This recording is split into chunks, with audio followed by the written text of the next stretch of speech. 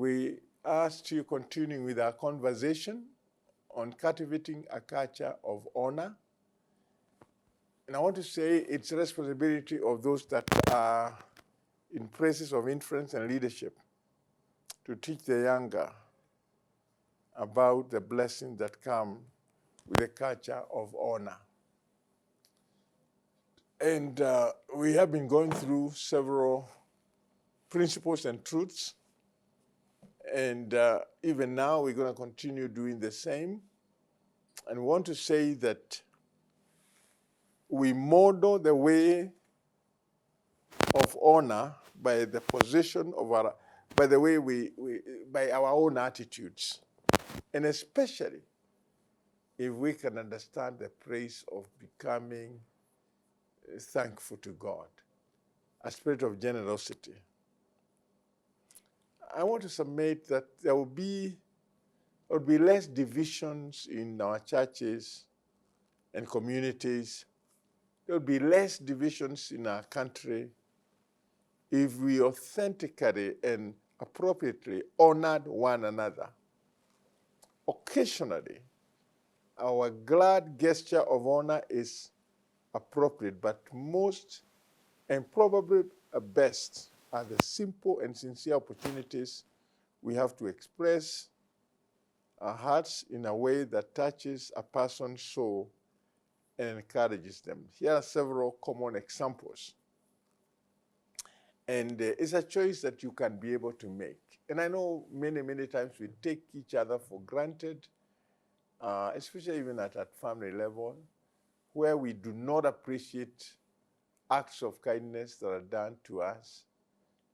And that, to some degree, is still being disrespectful and is lacking in honor.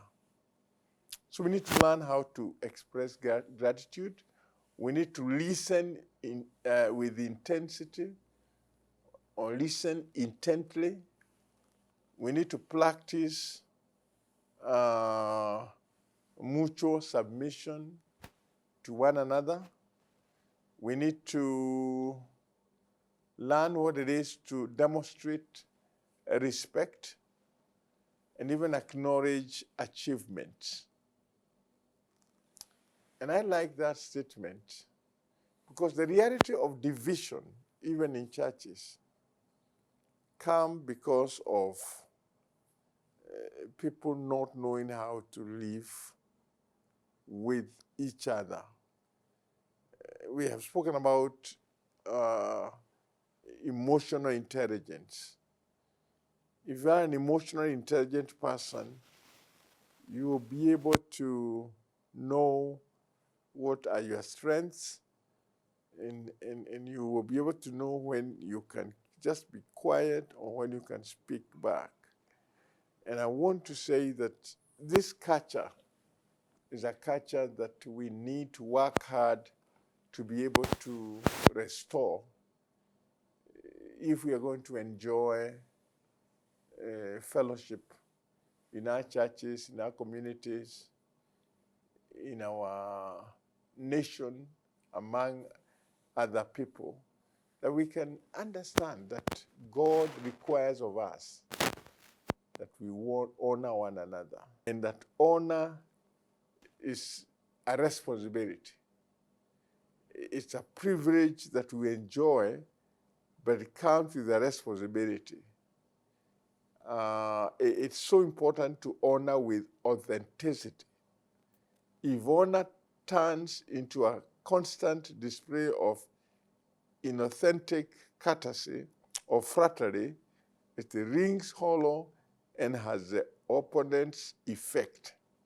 So one of the things about honor is that you give it even when you expect nothing back. And it becomes very, very important to understand the praise of honor. And we are invited to honor one another. We are invited to love the brotherhood. Again, emphasizing that passage. In the book of 1 Peter chapter 2, verse 17, we are invited to be people that walk in the fear of the Lord. And we are also reminded that we should honor the king. We cannot afford to have anarchy and a breakdown of systems in a country just because everybody wants to think that we're in the same equal level. When we talk about fatherhood, and it is good to talk about this, within the church setup, the senior pastor should still be given the respect of a spiritual father in that congregation.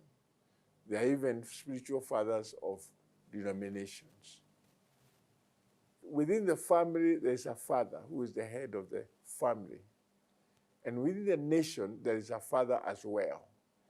There are some people who would deny themselves of God's favor because they do not honor. They have thrown the culture of honor away, and they do not honor their parents. They don't have even spiritual leaders, and they dishonor the father or the head of a nation, and you want to feel justified to insult him and to use all manner of unprinted language towards a person who is a person who should be regarded to be a person of dignity. And it reminds me of the exposition I've been doing from that book of Jude. And we have covered a lot of grounds, and we continue to cover grounds.